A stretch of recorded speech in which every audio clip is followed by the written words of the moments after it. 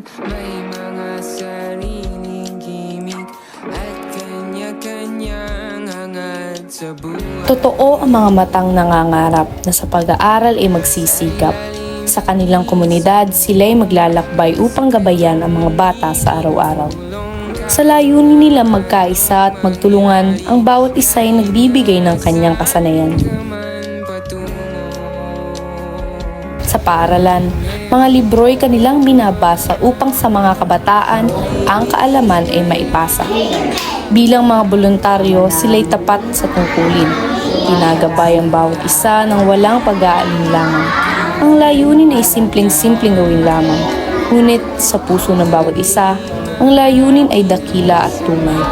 Sa piling ng Diyos, sila'y patuloy na maglilingkod at mananampalataya. Sa kanilang puso, ang pagmamahal sa kapwa ay lagi nananatili, hindi naglalaho.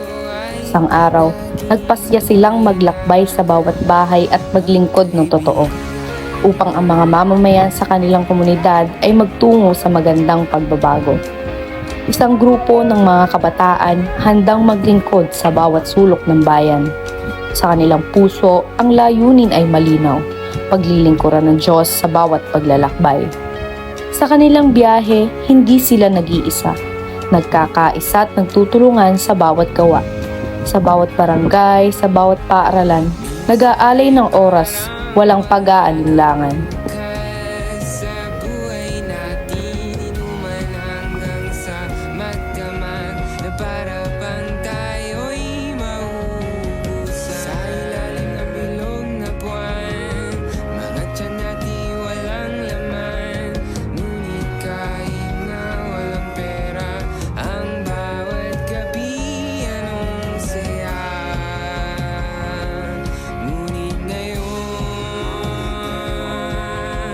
kay bilis maglaho ng kahapon.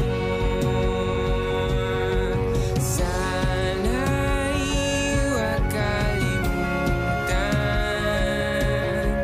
ang ating mga pinagsamahan.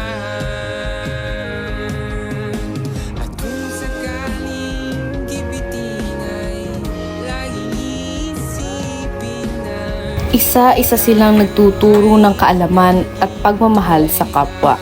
Sa simpleng paraan, sa bawat pangarap, nagbibigay liwanag sa mga pusong nag-aalab. Sa kanilang paglilingkod, hindi lang sila nagbibigay, kundi pati na rin sila ay natututo, na sa bawat pag-aalay, may pag-asa at ligaya. Sa paglalakbay patungo sa Diyos, gabay ay palaging nariyan.